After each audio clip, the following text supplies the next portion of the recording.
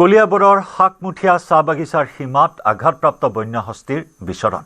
কাৰ্বি পাহাৰৰ নামনিত শাকমুঠিয়া চাহ বাগিচাৰ 22 নম্বৰ বাগানত বিচৰণ কৰিছে এজনী আঘাতপ্ৰাপ্ত বন্যহস্তীয়ে। হাতীজনীৰ লগতে আছে এটা পোৱালিও। আগফালৰ বাওঁ ঠেঙত গুৰুতৰ আঘাত পোৱাৰ বাবে চলাচলত অসুবিধা হৈছে বন্যহস্তীজনীৰ। স্থানীয় লোকে বিগত 3 দিন ধৰি বাগিচাৰ মাজতে প্ৰত্যক্ষ কৰিছে আঘাতপ্ৰাপ্ত হাতীজনীৰ লগতে পোৱালিটোক। হাতীজনীৰ গুৰুতৰ আঘাতৰ বিষয়ে বন বিভাগক ইতিমধ্যে অৱগত কৰিছে স্থানীয় লোকে আশা কৰিছে উন্নত চিকিৎসা প্ৰদান কৰিলে সুস্থ হৈ উঠিব আঘাতপ্ৰাপ্ত হাতীজনী। আপনাৰ হাতীখন মানে 3 দিন ধৰি মানে আপনাৰ হাতীখন মানে ইয়াত দেখা পালে মানে ভৰিটো দুখ পাইছে, ভৰিটো মানে ফুলি গৈছে ভৰিখন।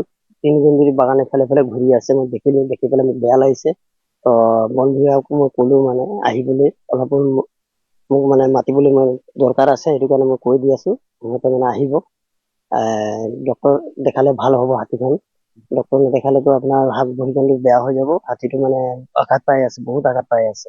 পোৱালিও আছে লগত, এখন সৰু বাচ্চা আছে। আপোনাৰ বাচ্চাটো মানে চাই আছো, বাচ্চাটো মানে বেয়া লাগিছে চাই পেলাই। তাৰ মাখন এনেকুৱা হৈ আছে, হাতীৰ মাকে খাদ্য পোৱা নাই, বাঁহটোৱে খাই আছে। য'ত বাঁহ গছৰ ওচৰতে আছে, বেলেগ জেগাত নাই, এইখিনিতে আছে। মিজোৰামৰ সীমান্তত ম্যানমাৰ সেনাৰ বিমান আক্ৰমণ। ম্যানমাৰ সেনাৰ আক্ৰমণত শিশুসহ 7 জনৰ মৃত্যু। সীমান্তৰ খৌপুইচিপ গাঁৱত জেট ফাইটাৰৰ পৰা বোমা নিক্ষেপ। আক্ৰমণত 9 জন লোক গুৰুতৰভাৱে আহত। সেনাৰ বিমান আক্ৰমণত ধ্বংস 10টা বাসগৃহ। প্ৰাণৰ মমতাত মিজোৰামৰ জখথাৰত বৰ্তমান বহু শৰণাৰ্থীয়ে আশ্ৰয় গ্ৰহণ কৰিছে। মিজোৰাম সীমান্তত ম্যানমাৰ সেনাৰ বিমান আক্ৰমণ। কোনো দুৰ্বৃত্ত বা সন্ত্ৰাসবাদীৰ বিৰুদ্ধে চলোৱা হৈছিল নেকি সেই অভিযান? এই সন্দৰ্ভত অৱশ্যে সঠিক তথ্য এতিয়াও পোহৰলৈ অহা নাই, জানিব পৰা হোৱা নাই। কিন্তু বিমান আক্ৰমণত এই এয়াৰ ষ্ট্ৰাইকৰ ঘটনাত শিশুসহ 7 জনকৈ লোকৰ মৃত্যু হৈছে। সীমান্তৰ খৌপুইচিপ গাঁৱত জেট ফাইটাৰৰ পৰা বোমা নিক্ষেপ কৰা হয়। 10টাকৈ বাসগৃহ ধ্বংসস্তূপত পৰিণত হয়। 7 জনৰ মৃত্যু, শিশুসহ আন 9 জন গুৰুতৰভাৱে আহত হয়। বৰ্তমান প্ৰাণৰ মমতাত মিজোৰামৰ জখথাৰত বহু শৰণাৰ্থীয়ে আশ্ৰয় গ্ৰহণ কৰি আছে।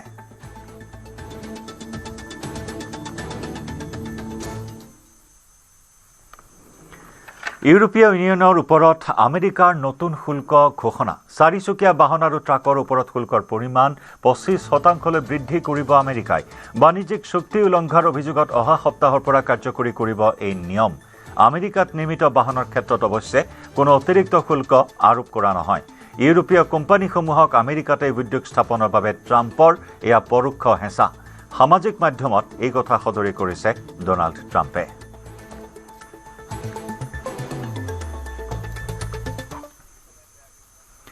গুৱাহাটীৰ আদাবাৰী JNK নামৰ এটা প্ৰতিষ্ঠানৰ বিৰুদ্ধে উত্থাপন হৈছে গুৰুতৰ অভিযোগ।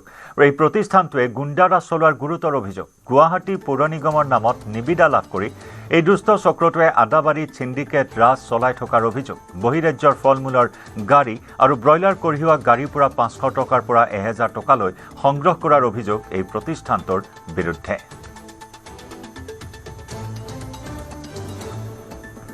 আমাৰ বাছবিলাক এলাও আছে, বাছ ট্ৰেভেলাৰ। এক অভিযোগ হৈছে যে আপোনালোকে বাছৰ ট্ৰাকবিলাকৰ পৰা 500 টকা পইচা ট্ৰাক গোটেই সোমাই আছে আপোনাৰ পাৰ্কিংটোত। ট্ৰাক থাকিলে আমিতো লোৱা নাই এই পইচাটো। কোনে লয় তেতিয়াহ'লে এইবিলাক? এইটো আমি গম নাপাওঁ। ট্ৰাকবিলাক সোমাইছে নে নাই এইবিলাক? ট্ৰাক আছে, আজি কিমান ট্ৰাক আছে? বহুত ট্ৰাক আছে ইয়াতে। এতিয়া 7-8খন মান ট্ৰাক আছে। ট্ৰাকটো সোমাই আছে, আমি দেখা পাইছো, আগৰ পৰাই আছে চলি। প্ৰতিখন গাড়ীৰ পৰা 500 টকা নাই এইটো সেইটো দেখাই দিও আপোনাক। নাই কিমান কে লৈছে? আমাক বাইক দিছে আপোনালোকে। আপুনি মাতি দিয়ক, আমি লোৱা নাই পইচাটো। আপোনালোকৰ তাতে স্লিপে আছে? নাই ৰিচিপ্ট আপুনি চাব পাৰে। ব্ৰইলাৰৰ নাম লিখা আছে বা ফুডছৰ নাম লিখা আছে। ফুড বুলি আমাৰ ৰিচিপ্ট আপোনালোকে চাব পাৰে। চাইছো আমি, চোৱাৰ কাৰণে আমাৰ তাতে ফুটেজ আছে, প্ৰমাণ আছে, কাৰণে আপোনাক সুধিছো। আদাবাৰী পূৰ্বতে বাছ আস্থান আছিল, সেই বাছ আস্থান কেনেকৈ ট্ৰাক আস্থানলৈ পৰিৱৰ্তন হ'ল। আমাৰ হাতত আছে এখন শ্লিপ, আৰু শ্লিপখনত লিখা আছে ব্ৰইলাৰ শ্বপ। ব্ৰইলাৰ শ্বপৰ যি শ্লিপ, এখন ব্ৰইলাৰ শ্বপৰ শ্লিপ। কিন্তু যি আদাবাৰী বাছ ষ্টেণ্ড আছিল, কাৰ তত্বাৱধানত, কাৰ দায়িত্বত সেই বাছ ষ্টেণ্ড আচলতে ব্ৰইলাৰ ভৰ্তি ট্ৰাক, লগতে ফল মূল ভৰ্তি ট্ৰাক, সেই ফল মূল ভৰ্তি ট্ৰাক সোমাবলৈ আচলতে তেওঁলোকে পাৰ্মিশ্যন পালে। মই ভিডিঅ' জাৰ্নেলিষ্টক সামগ্ৰিক দৃশ্য দেখাবলৈ অনুৰোধ জনাম। আৰু সমপৰ্যায়ভাৱে যি চালকসকল আছে, চালকসকলৰ মুখেৰে আমি জানিবলৈ যত্ন কৰিম। তাৰ সমান্তৰালভাৱে আমি জনাই যাম। कब लगाया है यहाँ पर? रात को आए थे। रात को आया है। तो ये क्या है ट्रक के अंदर? अभी खाली अंगूर लाए थे। अंगूर लाया था, मतलब फ्रूट्स लाया था। हाँ, फ्रूट्स तो लाए थे। फ्रूट ये तो एक बास स्टैंड है, ट्रक घुसने के लिए किसने दिया यहाँ पर? नहीं, इधर तो हम इधर मार्केट में आए, इधर खाली करने के लिए आए थे। खाली करने के लिए। तो आप लोगों ने यहाँ पर ट्रक लगाया, किसी को कुछ देना पड़ा यहाँ पर? नहीं, अभी तक तो नहीं दिया है। हाँ, शायद देना पड़ेगा। हाँ। सब बोलते कितना देना हैं। अभी पड़ेगा? तक तो मेरा नहीं लिया है, 500 रुपए देना, ऐसा अभी सुना है मेरे को। 500 रुपए हाँ, দেনা পড়েগা এসা हाँ। শুনা। JNK এন্টাৰপ্ৰাইজত আচলতে তেওঁলোকৰ লোকসকলে আচলতে বাছ স্থানক ইতিমধ্যে ব্ৰইলাৰ মুৰ্গী ভৰ্তি লগতে ফল মূল ভৰ্তি ট্ৰাকসমূহ সোমাবলৈ দিছে। আচলতে কিমান টকাৰ বিনিময়ত তেওঁলোকে ব্ৰইলাৰ মুৰ্গী ভৰ্তি ট্ৰাক আৰু লগতে ফল মূলৰ ট্ৰাকসমূহ এনেদৰে সোমাবলৈ দিছে। বিস্ফোৰক মন্তব্য আমি পাইছো। তেওঁ জনাইছে, গাড়ীৰ চালকে আমাক জনাইছে যে কিছু সময় পিছতে তেওঁ আহি ট্ৰাকখন যি আদাবাৰী বাছ স্থানত ট্ৰাক লগাইছে আৰু গুৱাহাটী মিউনিচিপালিটিৰ আণ্ডাৰত আমি ইতিমধ্যে মেয়ৰলৈ আমি অনুৰোধ জনাম, আপোনাৰ তত্বাৱধানত চলা বিভাগত এনেধৰণৰ দুৰ্নীতি চলি আছে, আপুনি অতি শীঘ্ৰে ইয়াৰ তদন্ত চলাওক আৰু যি বাছ আস্থান আছে আদাবাৰী বাছ আস্থানক ট্ৰাক আস্থানলৈ আচলতে পৰিণত কৰিছে একাংশ অসাধু ব্যৱসায়ী। কোন বিষয়া কোন অসাধু ব্যৱসায়ী এই চক্ৰত জড়িত হৈ আছে, আমিও পৌৰ নিগমৰ যি গুৱাহাটী পৌৰ নিগমৰ মেয়ৰ গৰাকীলৈ আমিও অনুৰোধ জনাইছো এই বিষয়ে আপুনি তদন্ত কৰক।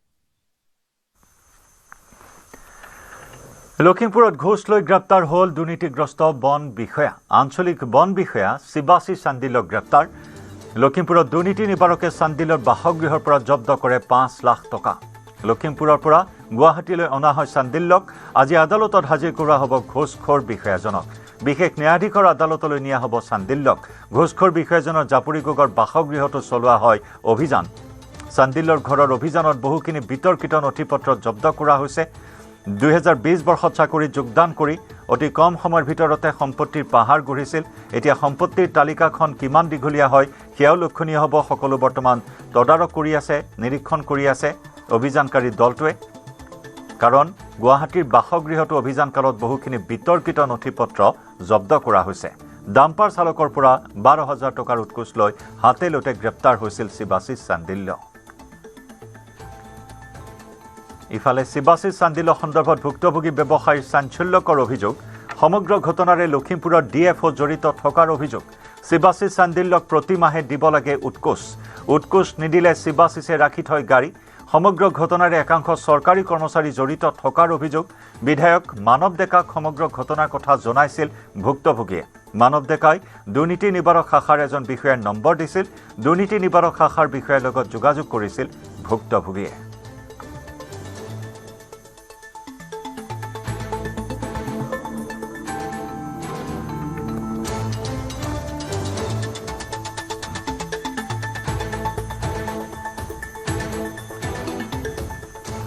লখিমপুৰ ৰেঞ্জৰ ৰেঞ্জাৰজনে ভয়ভাবুকি দি থাকে, গাড়ী চলাব মাহেকীয়া ছিষ্টেম কৰিবলৈ কয়। মই মাহেকীয়া ছিষ্টেম কৰিব নোৱাৰাত যিহেতু মোৰ ডাম্পাৰ তিনিখন চলি থাকে আৰু তিনিখনৰ লগত মোৰ হেণ্ডিমেন ড্ৰাইভৰ এটা ফেমিলি চলি থাকে আৰু সেই অনুপাতে মোক তেওঁ পইচা দিবলৈ কয় আৰু আজিকালি বেপাৰো বৰ ভাল নহয়। এতিয়া মই পইচা দিব নোৱাৰাত তেনেকৈ গাড়ীবোৰ মোক বাটে ৰখায়।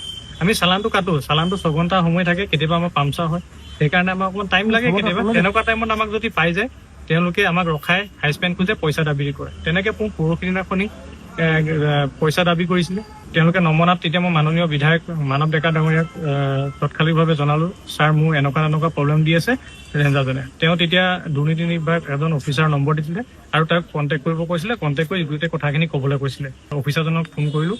ফোন কৰাত তেওঁ মোক গোটেই ব্যৱস্থাটো কৰিলে যে এনেকুৱা কৰিবলৈ, আৰু সেইমতে হাতে লোতে তেওঁক আজি ধৰা। কিমান টকা দিয়া? মই 12,000 টকা মোক বন্দবস্ত কৰিছিলে তেওঁ, আৰু মই 12,000 টকা দিব যাওঁতে তেওঁলোকক হাতে লোতে ধৰা। আৰু পিছত কিমান কি ওলাইছে? আৰু পিছত এতিয়া 5,68,000 এতিয়া তেওঁ গডৰেজত পইচা ওলাইছে বিচনা তলত। প্ৰতিখন গাড়ীৰ পৰা 2,000 টকাকৈ লয়। তেওঁ বুলি নহয়, ৰেঞ্জাৰজনে নহয়, লখিমপুৰ ৰেঞ্জাৰজনে নহয়, তেওঁ ষ্টাফ, তেওঁ হাংগু পাংগু গোটেইখিনি লয়। যদি ৰেঞ্জাৰজনক পইচা বন বিষয়া ইয়াৰ DFO জনো জড়িত হৈ আছে।